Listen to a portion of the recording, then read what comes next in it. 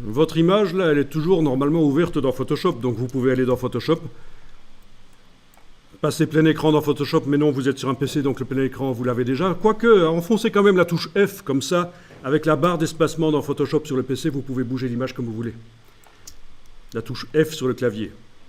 Donc ne me demandez pas si c'est F5, F6 ou quoi, c'est la touche F. Bien, on va aller modifier l'image. Et pour la modifier de manière non destructive, on va utiliser notamment des calques de réglage. Donc par exemple ici au-dessus, je vais aller mettre un calque de réglage de type teinte saturation. Vous savez faire ça dans Photoshop? Donc voilà, pour corriger éventuellement l'ambiance de l'image en bougeant le curseur teinte. Voilà, je pense que comme ça, ça peut être bien.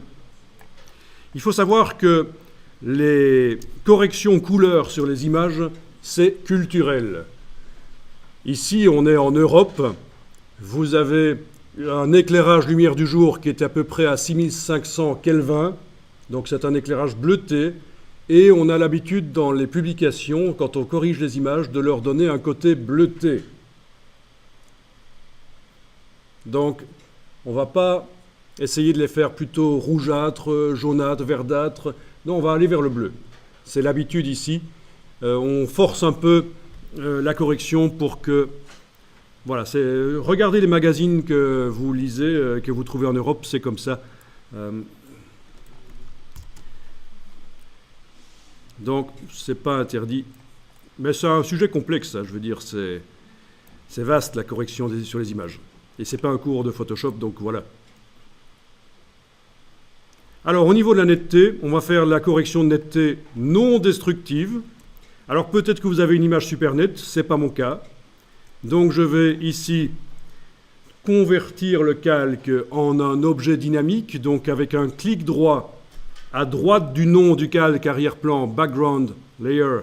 Un clic droit, vous demandez Convert to Smart Object, convertir en objet dynamique. Vous avez la petite icône ici qui vous indique que c'est un objet dynamique. Du coup, quand vous allez mettre un filtre d'accentuation de détail dessus, filtre renforcement accentuation, il va se mettre de manière dynamique. Par exemple ici, voilà, je mets un rayon et un gain. Voilà, c'est assez pourri comme résultat. Mais vu que je l'ai mis sur un objet dynamique, il apparaît dans la palette des calques, ce filtre. J'ai donc le loisir d'aller double-cliquer sur lui pour le remodifier et faire un rayon plus faible et un gain un peu moins fort. Voilà. Donc c'est dans... Évidemment, vous auriez dû poser la question. J'ai oublié de vous le dire. Dans la version anglaise, c'est dans Filter, Sharpen, Unsharp Mask. C'est l'accentuation par masque flou. Alors c'est quoi ce nom bizarre? Pourquoi un masque flou pour un filtre qui donne de l'accentuation? C'est une vieille technique photo qui existe bien avant l'infographie. Une technique quand même assez avancée de labo photo qui consistait... Il y en a qui connaissent? Personne connaît? Non? Cette technique consistait... vous savez que dans un labo photo, on projette le film négatif de l'appareil photo est projeté sur du papier. Eh bien, en plus du film projeté sur le papier, on mettait une version positive du négatif superposée